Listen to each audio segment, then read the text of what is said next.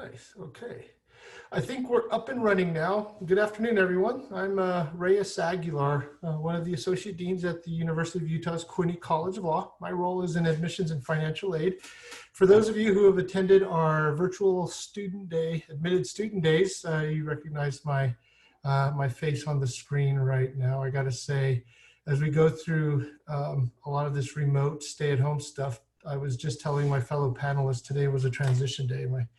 My hair is officially unruly, and I'm about a month and a half short of a haircut, but we'll get through this together.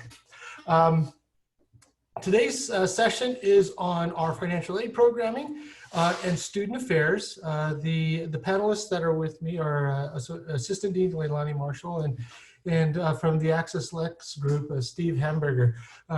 Steve and I will be going second and third, but I'm going to begin with asking Dean Marshall to introduce herself and talk a bit about the programming that is administered by her office. However, before she takes over the mic, I do want to give some instructions on the Q&A. For those of you who have questions, I ask that you post them to the Q&A box.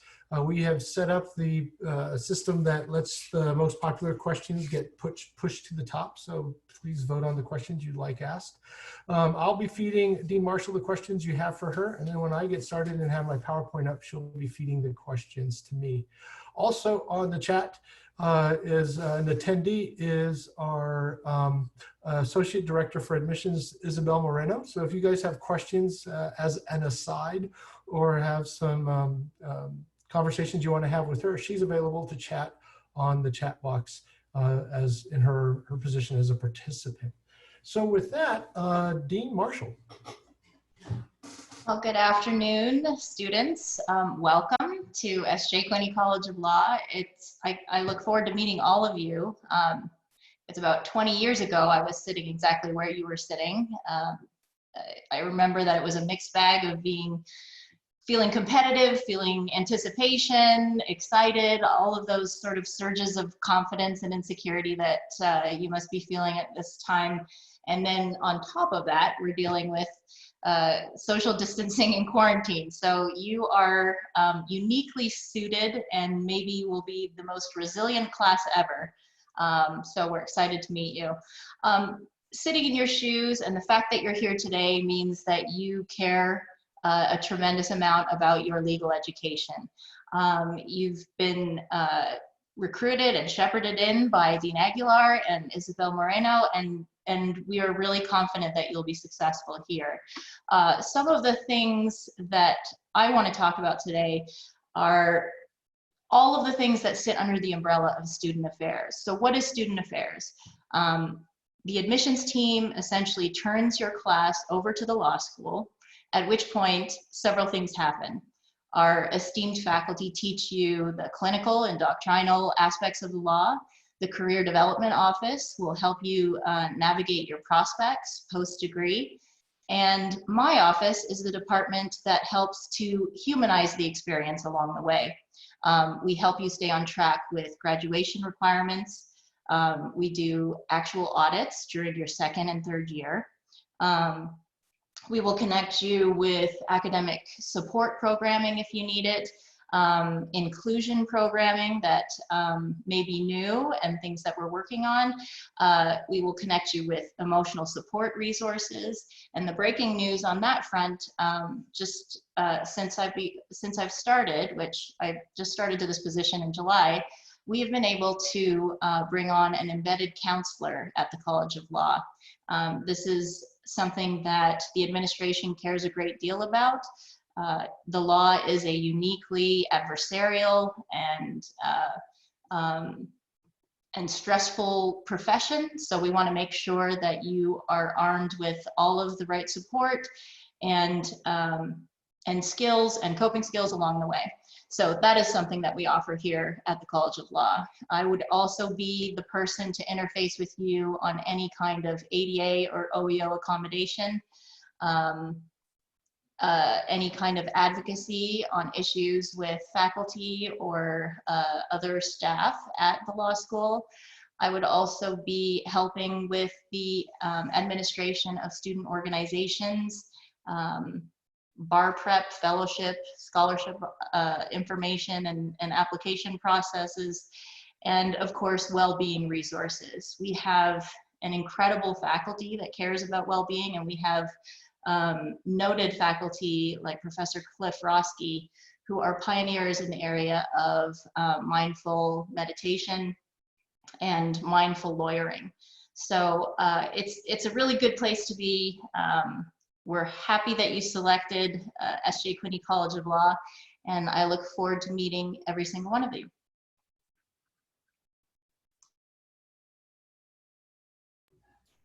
Thank you, Dean Marshall. I'm still having challenges, having done this for the last 2 weeks, but still have challenges with removing the mute button.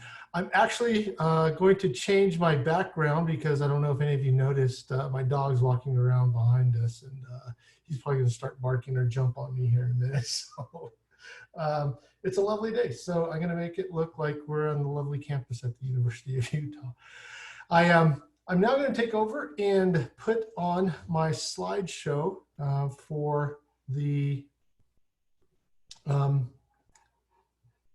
PowerPoint portion of my presentation. Dean Marshall, is that looking right? Okay. Financial aid at the S.J. Quinney College of Law. Actually, Reyes, really quick, if you swap your presenter view. Oh, okay. That's what I was thinking. Right up at the top there. Yep. There we go. Thanks, Lance. I appreciate it. As we have help all over the place today. The financial aid programming at the College of Law is administered by the Admissions and Financial Aid Suite.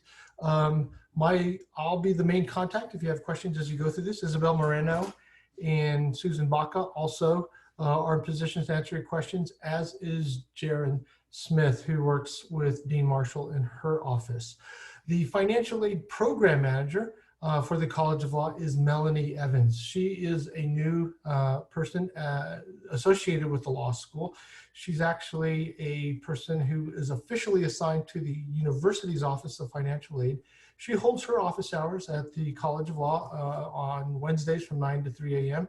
You all should have received an email introducing you to Ms. Evans, as well as having a link to request office hours with her via Zoom on the same day, Wednesdays through from 9 to 3 p.m. You can also schedule or send emails to her and just have a conversations with her about your financial aid processing. The questions she's in the best position to answer are related to the federal student loan packaging that you will be going through. I'll give you the timeline for that in a few moments. And the distribution of aid. Has Scholar have loans and what have you posted? Our office at the College of Law deals with the College of Law scholarship awarding and the status of those awards. So if you have questions as it relates to scholarships, please contact myself, Ms. Moreno, Ms. Baca, or Mr. Smith. The things I'm going to talk about today, quickly, I'm going to kind of fly through these slides because I want to make sure I leave enough time for Mr. Hamburger, as the processing, the timelines, loans and their awarding, and scholarships. In terms of processing for the next academic cycle, the 2021 school year, for need-based processing, it starts with filing the free application for federal student aid. You've had that available, or it's been available to complete on the federal website since October. We have a priority deadline of February 1st. That just gets you into the queue for the university. The school code is 3675. If you haven't listed us as a school to receive your information, you'll want to go back into your financial aid account at FAFSA and enter the school code to ensure you're in the queue with us. Another thing that's very helpful is using the IRS data retrieval tool. If you authorize that, then your tax information just loads automatically. And if you get selected for verification, it makes the verification process run much more smoothly. Speaking of verification, this is something that often trips students up in the process. Sometimes the federal government will ask to verify the employment or salary information or other resource information that a student discloses on the FAFSA or in their application process for student loans. If you are selected for verification, you need to complete that process before your financial aid will package. Notice of the selection for verification is starting to happen now, so pay attention to your UMail address for an email that may be sent to you. Not everybody is selected for verification. That may be sent to you, and if you are selected, please follow the instructions to complete that process. We expect to begin processing or packaging of federal loans the first or second week of April. Ms. Evans said that it has slowly begun, and they expect to be packaging in earnest at the beginning of next week.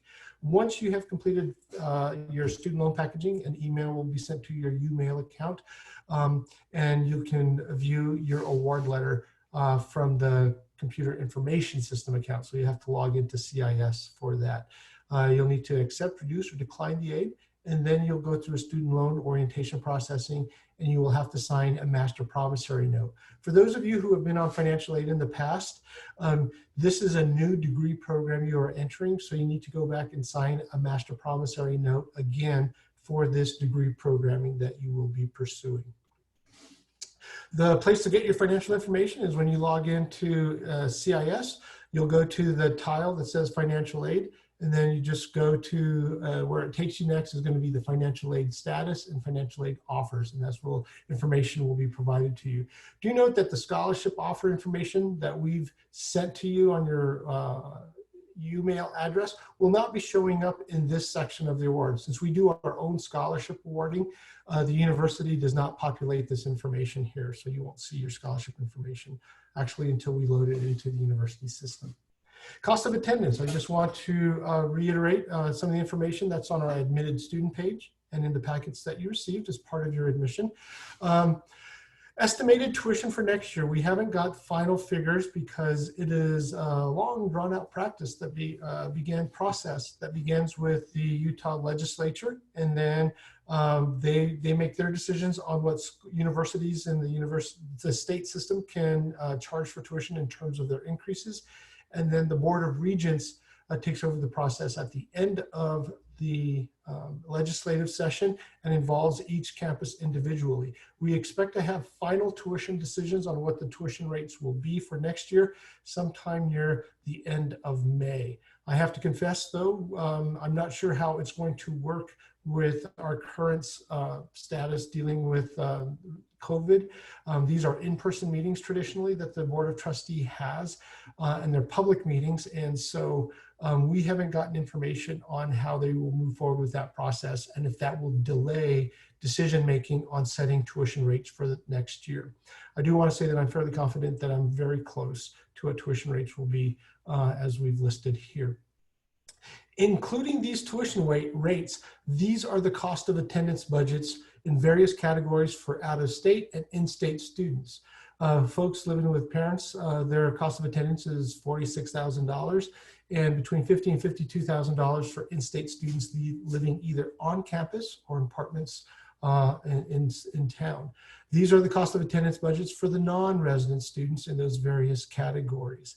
Note that when you're filling out some of the information for the university, people who are older and have been living on their own for a while, sometimes the way the question is asked suggests that, are you a commuter?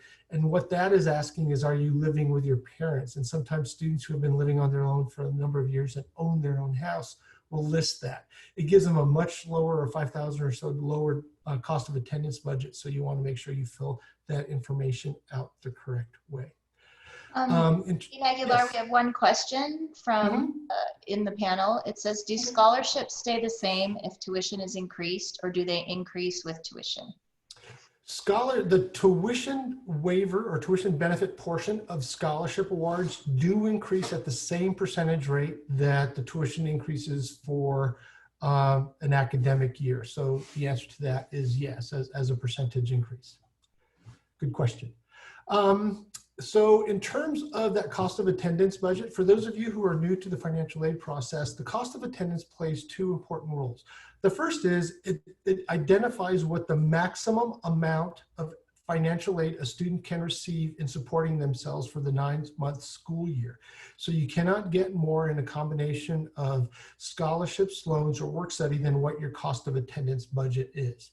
The other important, and I think more important role, is it gives you as a student what the average cost of a single student pays to attend law school for the 9-month academic cycle that you'll be attending. So it gives you a good ballpark figure of what it will cost to go to school. For those of you who are married or have kids, you can, I'll give you some update, or I'll give you some information on how that plays out with the cost of attendance budget, but just know that you cannot receive more in aid than what your cost of attendance budget is. If you go to summer school, your cost of attendance will be increased to reflect that added term of enrollment. For the cost of attendance, these are the various categories in terms of what you are allocated for room and board, books and supplies. Please note that this number of $38.40 will decrease for your second and third years because it includes the one-time purchase of a $2,300 laptop. If you do not need to purchase a laptop, you don't need to borrow that amount. And in some cases, I recommend that students perhaps not spend that $2,300, not request that amount when they accept their financial aid award, so that they leave a cushion in the event that they need to buy a new computer in their second and third years. By not using that money, you can go back and the university will see this in your record that you did not borrow the $2,300 when you were a first-year student. And if you need the money for technology in your second and third years, they can reassign that to your cost of attendance budget for that particular cycle. There's travel, loan fees, and miscellaneous, so that these are what you're going to have available to you after tuition is paid annually for spending in the 9-month school year. Budget notes. It is for a 9-month school year, so just recognize that. For those of you who have children under the age of 12, you can increase your cost of attendance for each child between $37 and just over $5,200 a year for child care expenses. We recognize that this does not cover the cost of raising a child. The idea that the federal government has in setting this allocation up is that it covers the cost of child care. That is, while you are in school attending class, this is to help you pay for either child care if you have a child that is enrolled in kind of a formal after school program or what have you, or having somebody who is babysitting for you. You make this request through Miss Melanie Evans. You ask, there's a form you fill out and she will ask for that. You do need to have either receipts or documentation of what you are paying for childcare. As I mentioned, there's yes. one question in the Q&A. If more scholarship funds get freed up, would there be an increase in scholarships for accepted students once the seat deposit deadline is passed? That is highly unlikely. I would say in theory it's possible, but at this time our rates of accepting our offers of admission and scholarship are about 20% higher than they were last year, and it is for that highest category of scholarships. So I suspect by next Wednesday our scholarship budget for any increases is going to be fully subscribed, and so it's highly unlikely that we would see increases in merit scholarship. I would remind students that they can apply for need-based scholarships, and that does take into account family size and scholarship support people are receiving on the merit side. So there may be some resources they qualify there, but that is a computation based on their cost of attendance and other expenses, as well as resources, including the merit scholarship they've received. Good question. So things that are not included in the cost of attendance budget, things like car payment. That transportation element includes basically the federal government says, what is it going to cost you to visit home when you're a student? I know it doesn't make a lot of sense if you're a graduate student, but this is part of the system that's set up to support primarily undergraduates. So you can't expect that car payments are a separate item that's in that cost of attendance budget. If you're not flying home and you want to use that transportation cost, that's fine. And the way the cost of attendance and allocation for your money in financial aid works is you are allocated, or this money is dispersed to you. There is not a system by which the government or the financial aid office double checks on how you're spending the money. So how you allocate this other than tuition is basically your business. But in creating that cost of attendance budget, car payments are not taken into account. Support of spouse or family members that are not dependents, payment on current or prior consumer debt, so credit card debt, gas cards, things like that are not taken into account.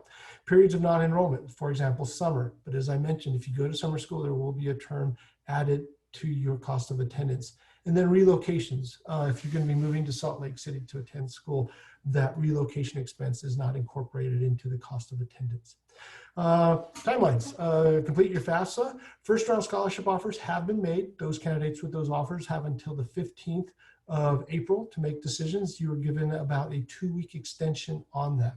We expect to have financial aid packaging to begin in the next week or so, and a few students have been kind of trickling through the system already. Complete your verification if you're selected as soon as possible. Need-based scholarship applications are going to be getting processed beginning on the 15th. That is the due date. Second round scholarships are going to be going out dependent on at what rate first round scholarships are accepted in late April. People who were admitted after the first week of March have a commitment deadline of April 24th. If you're awaiting scholarship information and we do not have offers at that point, you can email me and let me give you an idea of what the likelihood of awarding will be. I would ask that you not send those emails until after the 15th of April. And then late April is when we'll be sending out award letters for need-based scholarships. For those of you who will be applying for residency before you arrive in August to attend classes, please note that the deadline for residency application is July 1st. And the documentation that you need to establish, showing that you've established ties with Utah, things like getting your driver's license, voter registration, things like that, those have to be completed by May 1st. There are a couple real quick is in the Q&A, Dean Aguilar, that you want to look at. If you want me to read them, I can, but. Sure. From Whittington, because the University of Utah uses flat rate for credits, calculating overall cost of tuition will be relatively easy once the final dollar credit is finalized. However, it's much harder to calculate the cost of living expenses, housing, groceries up. As somebody who is living out of state, is there a way to get a better idea of what living in Salt Lake is for approximately 3-year costs? Yeah, I'd say one is take those elements and we will make these slides available to you. We'll send the slide deck out and post it on the admin student page and multiply that portion by 3. The thing that it doesn't recognize, and I acknowledge this, and it's hard to predict, is cost of living increases associated with housing. Housing is a challenge nationally in terms of affordable housing. And the other thing is it doesn't take into account what kind of housing you will be seeking in terms of the neighborhood you're comfortable living in and whether if you have a family, what those costs will be. So that's a challenge there. But as a ballpark, I think it's helpful to kind of start as a base what the university has indicated 9 months of housing, room and board will be. You add 3 months to that, that'll give you a ballpark figure there.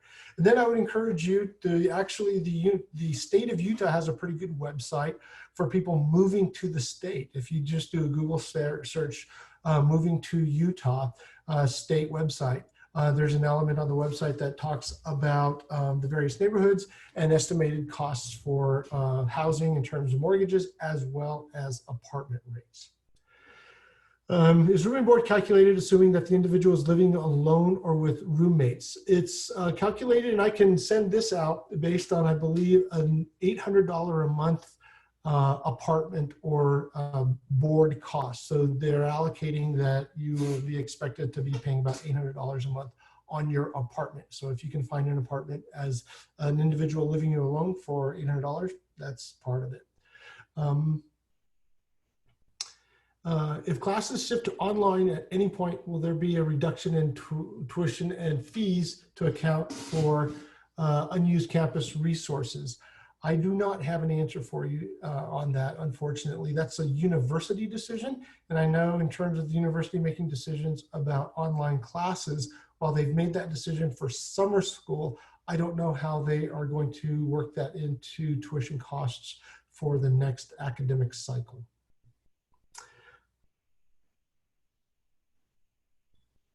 Is this accurate?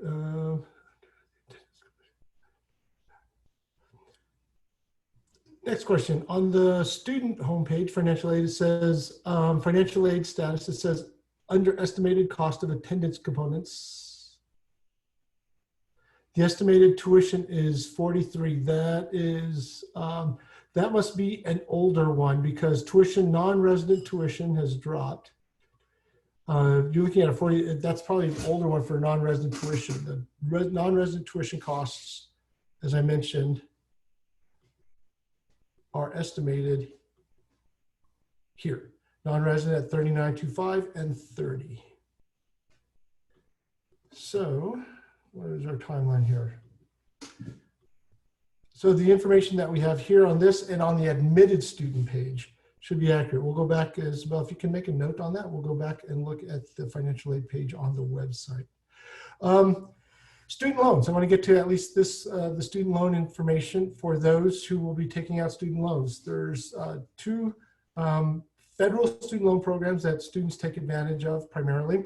The first is what I refer to as an entitlement program. Basically, everyone qualifies for this aid unless they are in default on a student loan, and that's $20,500 for the unsubsidized direct loan program. Interest accrues while you're in school, and it capitalizes when you enter repayment. It's a little frustrating and confusing in the way they calculate what the interest rate will be for the student attending school. It's recalculated every year for whatever money you borrow in that year. So for example, for the students who are graduating this May, in May 2020, when they were first year students in the year 2017-18, the interest rate for the $20,500 they borrowed that year was 6%. And that interest rate for that $20,000 will remain at 6% for the life of the loan. In the second year, the second $20,500 they borrowed was at an interest rate of 6.59%. And it's that interest rate for the life of that portion of the loan. And then finally for this year, their interest rate dropped back down to 6.07. And so it makes it very hard from a long-term calculation to estimate what your interest rate that you will pay on a particular loan will be over the life of the loan for 10 years, because the interest is redetermined every year for whatever that academic cycle is, and it's posted in July 1. I think we'll be in the ballpark of those that you are seeing here, but with what happens with any recession we're impacted with, this COVID response and the long-term effects of that makes it hard to estimate what will happen anywhere from 2 to 3 years out when you're in your second and third years of law school. The second type of loan that our students turn to or use is the Graduate Plus loan. This is what I refer to as a bridge loan. What I mean by bridge loan is whatever you are short of in the cost of attendance that you're eligible to get in financial aid, the Graduate Plus loan meets that. So it doesn't have a numerical cap. The maximum amount that you can borrow out of the Grad Plus loan is the cost of attendance minus any other financial aid in the forms of scholarships or loans. We have not had students use work study in a number of years, but if you were to choose to use work study funds, that would also reduce your eligibility for grad loans. Same system in determining the interest rate in a given year, except the interest rate has a cap of 10.5 for this type of loan instead of the 9.5. One thing about this loan is it's not an entitlement loan. There is a credit check that is done, and the credit check looks for what's called an adverse credit history. And that basically means, are you 3 months or more delinquent on repayment of any kind of debt? So car loans, credit cards, department loans, store cards, gas cards. So make sure that that credit is cleared up. You have this credit check done every year when you apply for the loan. The good news about this kind of loan, though, is even if you have adverse credit history, it's much easier to rehabilitate that. That is, get on time for your payments than trying to increase your FICO score and gain eligibility that way. You can also have co-signers sign on your loan if you have an adverse credit history preventing you from receiving this loan. Other things that will prevent the disbursement or eligibility for this loan includes evidence of a default on a loan, foreclosure, tax liens, repossessions, or wage garnishments. Just quickly want to let you know about loan repayment options. Because we are in an election year, these will probably change by the time you are a third-year student. But do know that there's two primary loan repayment options through the federal system. Those that are based on how much debt you have, and a calculation and amortization is conducted on whatever debt that is, and you'll have a payment schedule that follows the life of the loan. It begins with a 10-year standard repayment, and then you can have extended repayments that can go up to 25 years.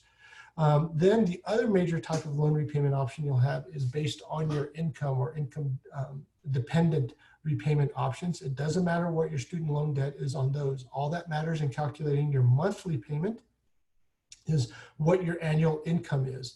By enrolling in this type of repayment program, no, it's a little bit like being in financial aid. You have to report to your loan servicer every year what your annual income is to make sure you are getting the right calculation for your monthly payments.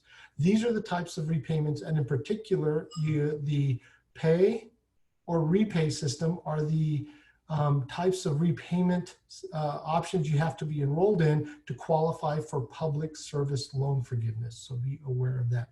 That is the current regulation right now. Now, scholarships. College of Law scholarships, we have need-based scholarships. We've talked about those and the timelines for those. You have to submit your FAFSA to be considered for this type of aid, so please be aware of that. There's a need-based scholarship application form available on our admitted student page, and I believe one was emailed to you, the PDF, as part of your admission packet. Merit on entrance scholarships, everyone is considered for merit on entrance scholarship as part of their admissions process. As I've mentioned, round one offers have been extended. Those candidates will have until April 15th to make a decision. The second round offers actually won't be going out until near the end of April, because we gave an extension to the first round offer recipients because of the COVID disruption. For second and third year students, there are a number of scholarships, fellowships, and graduate assistantships available. We refer to fellowships as graduate assistantships also. For this academic year, there were 90 plus awards made to second and third year students in the form of either awards, scholarships, or fellowships through the College of Law or university programs. Please note that we have reduced the number of GA positions for the next academic year, 2021, and it's anticipated that we will keep that reduction in place when you are in your second year for the year 21-22. Want to make sure you're aware of that. All of these awards involve, or graduate assistantships involve applying or nominations as part of these process. And there's a wide variety of criteria, including academic, leadership, community service. We have legal writing awards and scholarships, and excellence or commitment to specific areas of law. This is the web link on our website that describes the various awards, scholarships, and fellowships that we have. In addition, this is the website address for the graduate school's fellowship and scholarship information for which you are eligible to apply. All law students are part of the graduate school at the University of Utah. We have one question yes. about why the GA positions are being reduced. Part of it is budgetary and part of it is quality. We want to make sure that in the last couple of years, for example, this year we are carrying, I believe, almost 65 GAs. Last year we were carrying 67. We want to make sure that the work that they are experiencing is of value to both them and the department they're working with, whether it's the library, the faculty member, or some of the administrative positions. So kind of wanting to quality control that. And then also budget. We weren't anticipating the recession that we're about to hit, quite frankly, but we did anticipate something was probably going to be happening in the next 2 years. And in terms of the dean having had conversations with faculty and members of the business school, it was expected that we were probably going to hit a recessionary cycle within the next 2 years, and we wanted to make sure we were positioned to be able to absorb that. And part of that is reducing the number of graduate assistantships and not having that obligation out there.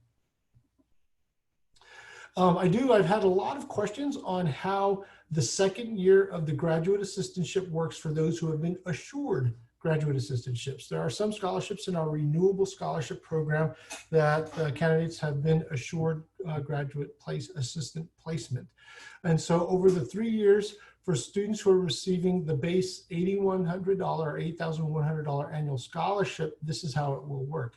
There are candidates who are receiving larger scholarship awards, and so this table applies to them, except for whatever additional amount they are getting in scholarship as well as tuition benefit, that just gets applied directly toward tuition in their circumstances. But for these base awards, in the first year, For a resident student in a per semester basis, so this is $4,050, let's say for fall semester, the student will have $4,050 dispersed to them from the law school. That's actually applied directly to tuition, and you'll see this. And then there's the tuition benefit or the tuition waiver that is a part of the scholarship package. The tuition benefit is administered by the graduate school. Tuition for the semester will be approximately $15,135. That's that estimate that I alluded to earlier. So when tuition is due, the student will still be responsible for $6,223 in their first year of paying tuition. That's where the student loans come into play, or any resources the student has in addition to the scholarship award.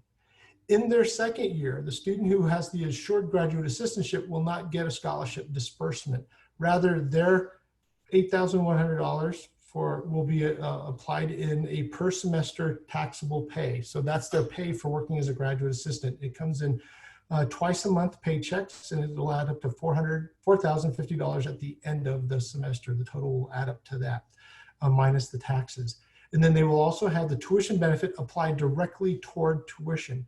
And so when tuition comes due, the tuition that will be due for the resident in their second year will be $10,200. If the student would like to use their salary to pay that, what they'll have to do is basically pay themselves back. They'll either have to put this on a credit card or use student loans to pay it, and then have the money that they're getting paid over the course of the semester replenish their own coffers, or pay that credit card down, or have that paid in student loans. And then in their third year, it's the same as in their first year. All the money they're receiving is applied directly toward tuition, and then the tuition bill that they owe at the beginning of the semester will amount to this approximate value. And then let me go back and just to state the obvious, it applies to non-resident in the same fashion. It's just that the value of the tuition waiver goes up because of the higher tuition cost. But as you can see, tuition is higher for the non-residents.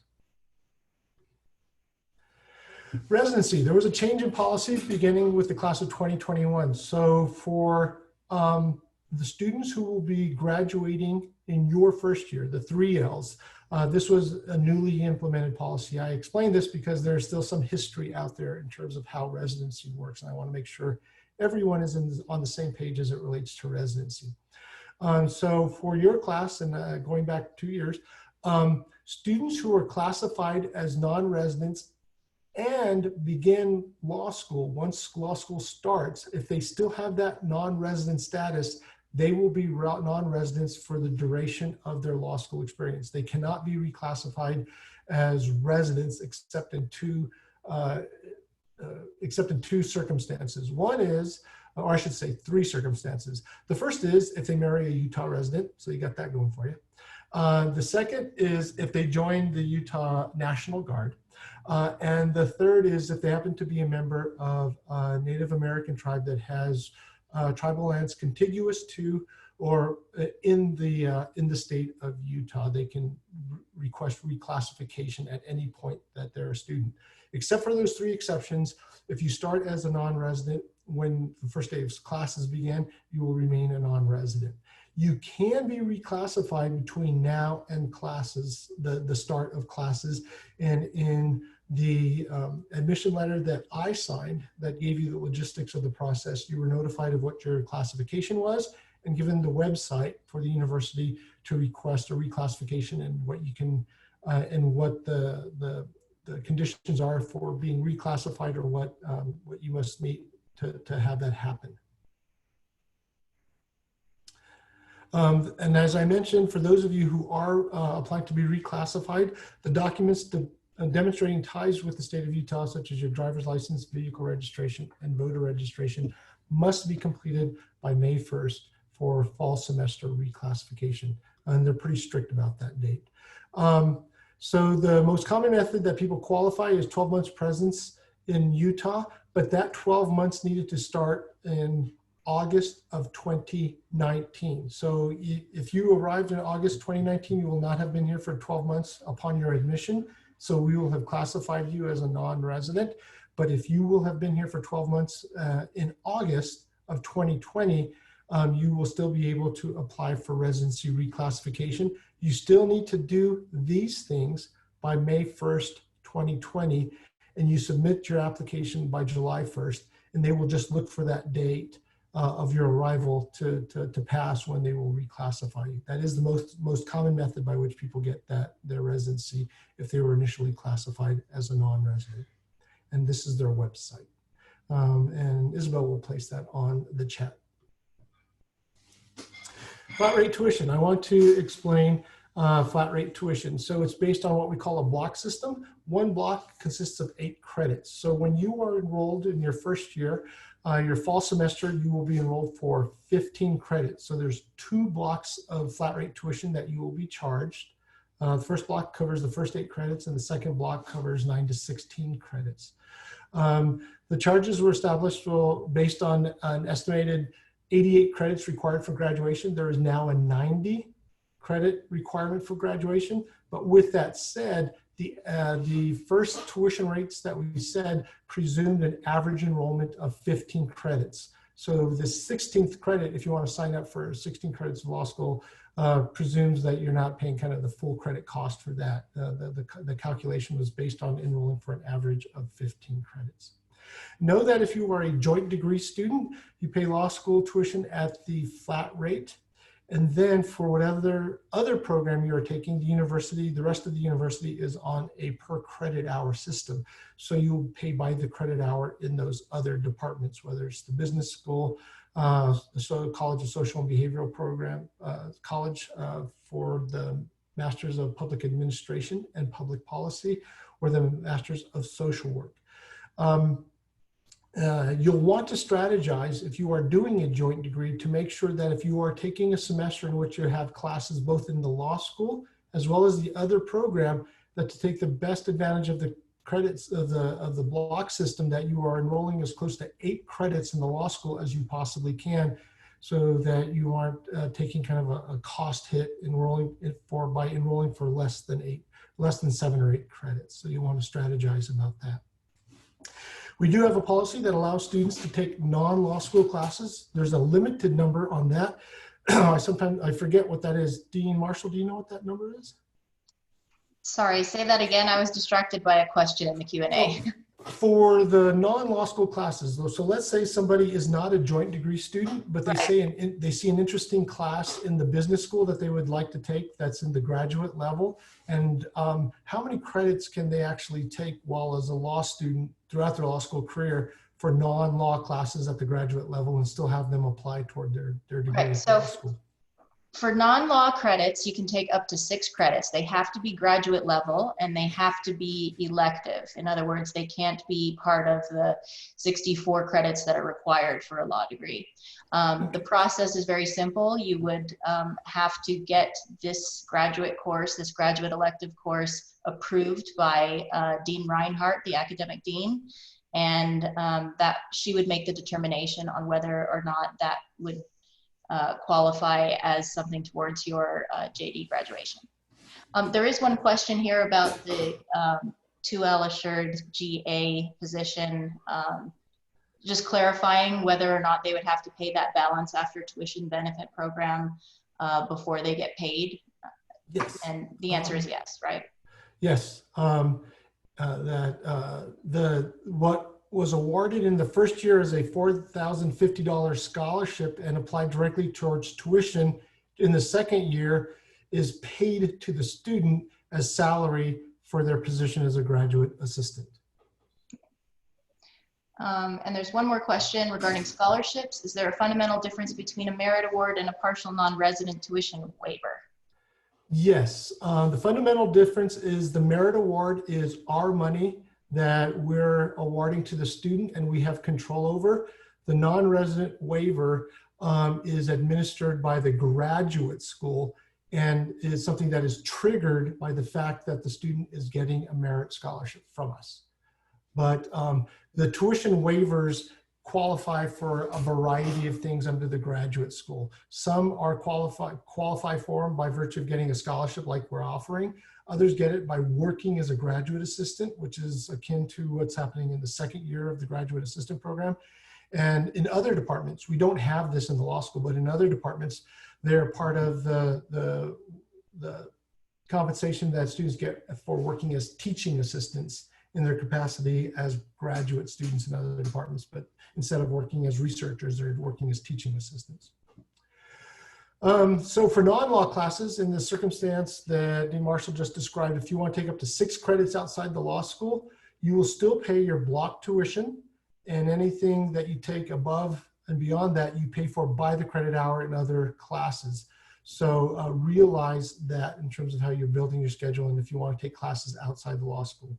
And then finally, for summer school, because of the way the block system is structured, summer school has a maximum enrollment cap of only 8 credits, and you are charged a full block for summer school, regardless of how many credits you're taking. So to get the full value out of the tuition that you would pay as a summer school student, you'd want to take between 5 and 8 credits. Anything you take less than 5 credits, you're still paying the full block, but you're not getting the most value out of that. These are some helpful websites that, like I said, we will send you this deck for the presentation I just gave you. I'm going to now hand over the power of shared screen to Steve Hamburger from Access Lex.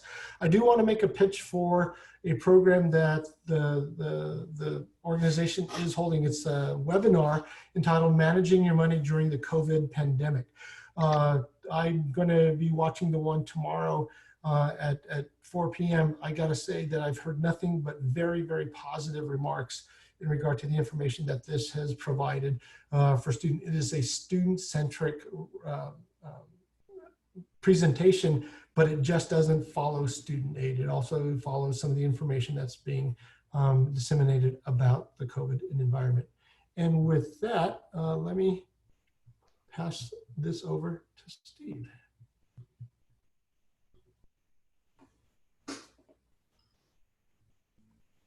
All right, just take a second here to switch over. I am excited to be here today to kind of introduce who we are at Access Lex. And there we go. Aha, all right. So for many of you, I am imagining that you may not have heard of Access Lex or too much, other than Ray is highlighting us there a few times. And I've got to say, the webinar that was mentioned, that is how to manage your money during the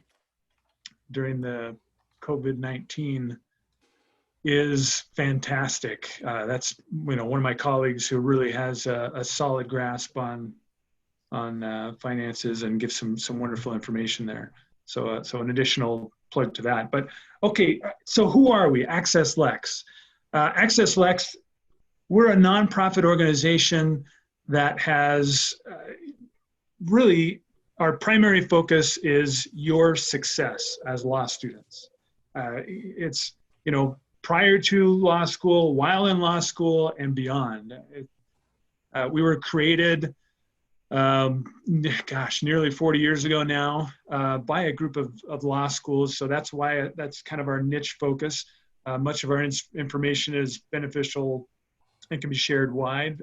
For example, that COVID webinar, anybody that's looking to manage their finances would get some wonderful information from that.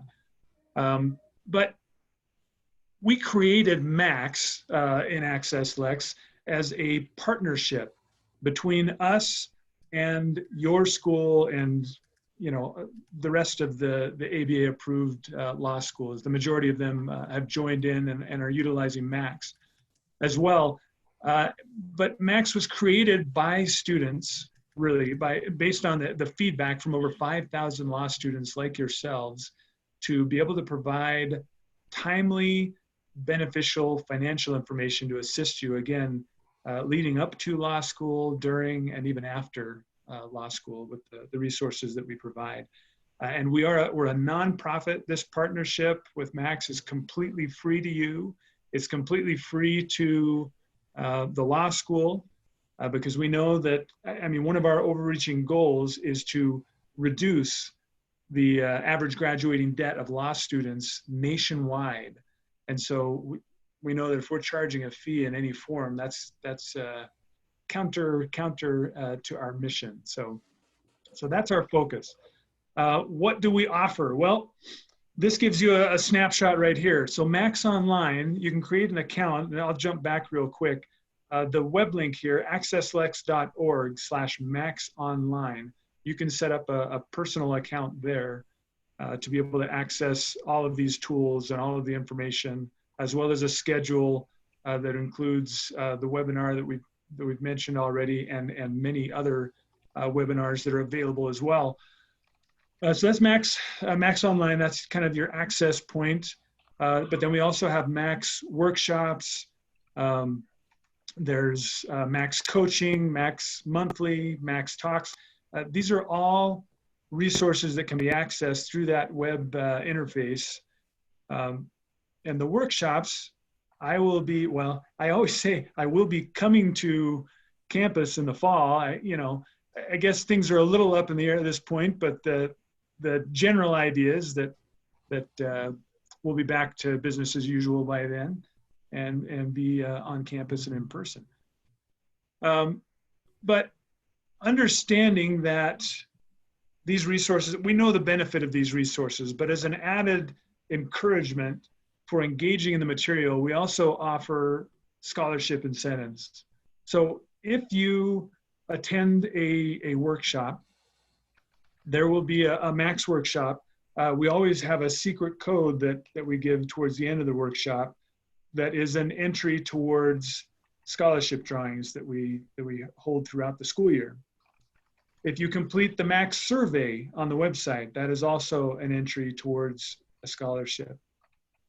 And completing the monthly lessons, of which there are 8 lessons for each year you're in school. There's 8 1L, 8 2L, and 8 3L lessons that are really geared towards being timely for what's important to you during that particular year. And if you complete all of these, then there's a bonus 10 entries towards the scholarship drawings that we have. And to give you an idea of the scholarships that for the drawings that we put out there, in both December and March, we draw out 2 $5,000 scholarships each. And then at the end of the school year, we have up to $25,000 for 2 students and up to $40,000 for 1 student. Again, these are incentives to engage in the material. I can tell you from working in graduate student finances for as long as I have, the real benefit is in the education and the material. If you engage in the materials that are put out by the wonderful law school there, University of Utah, and combine that with the resources that we have to be able to navigate and budget properly, you'll be able to come through smoothly and reduce your costs, make sure that you're spending appropriately. It'll also set you up to be successful when transitioning from law school into a career. There's just wonderful benefits there. So that is primarily what I wanted to share. Again, this is me. There's a little better snapshot of me, I guess, there. But so if you have any questions, or if you did want to set, say, a one-on-one coaching appointment with myself or one of my colleagues, again, even prior to starting law school, we're available. You just set up an account. I'll go ahead and back up to that front slide. The accesslex.org/maxonline. Once you set up an account, you can set an appointment within there, a 30-minute appointment. Sometimes it's hard to find somebody to sit down and talk finances with. We're here for that. We're finance geeks. We like that stuff. So thank you very much. And I'll toss it back, I guess, probably to Reyes for Q&A. Yes. And I have to confess that as I moved my information around, I closed the box that has the Q&A. And I can't find it. So if questions are coming up, Leilani or Steve, that you can see, well, I can see the chat box. I can't see the Q&A box. So I'm going to need some help. We got about 5 minutes for anybody who has questions. I just sent Isabel to the chat box. I don't know if she posted it. The website for the state government's moving to Utah. It has some really good quick references for newcomers. That includes an affordable housing database, how to register your car, voting information, school districts, employment, and other helpful sites that could be beneficial. Oh, there we go. And I just picked up the questions. And I saw that Isabel just posted it.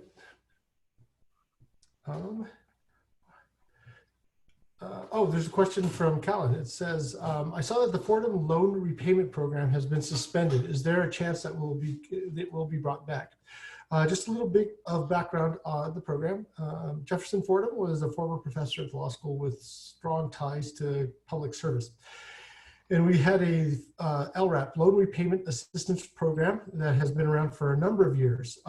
We combined it with the Federal Public Service Loan Program, Loan Forgiveness Program, and we've reached the maximum capacity of that program. We thought, based on prior years, that we would have students dropping out of the program either because they transitioned out of public service work or their loans would have been paying off. And what we found is students, because of the program, I think, have been staying in public service work longer than the 6-year average we had seen prior to the changes that were made. So we do not see it being brought back until we have our commitments to the currently enrolled students completed. And that in part is dependent on if any of them elect to drop out of the program at this point. I hope that answers your question. Next question. You said law students can take only 6 non-law school credits during their time as a law student. Is that per year or across all 3 years? And are there exceptions to this rule? That's for all 3 years. So you're not going to be able to take any non-law credits and apply them toward your law degree during your first year. I've never seen that approved. So you're really looking at your 2nd and 3rd years of law school to take advantage of this program. Are there exceptions to this? I have not been made aware of exceptions to this, other than if you're enrolled in one of our joint degree programs. Then obviously you're being able to take up to 12 credits from the other department and apply them to your law degree. And how are scholarships or FAFSA taxed?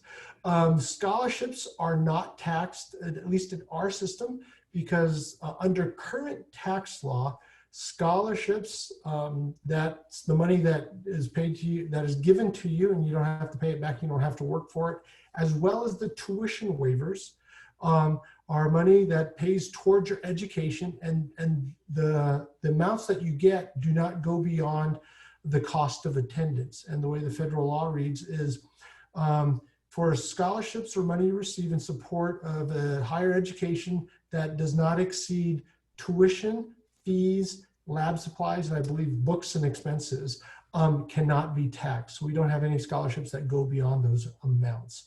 And then FAFSA is the system in which you provide information to qualify for federal financial aid. So that's not money that you get, it's the system that you use. So if you're talking about FAFSA and the need-based scholarships that you get, they fall under the same rule. There are scholarships that are not large enough to go beyond the cost of attendance in those amounts.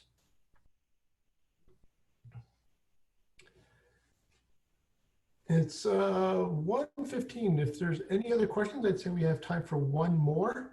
And I'll give some folks time to type something in.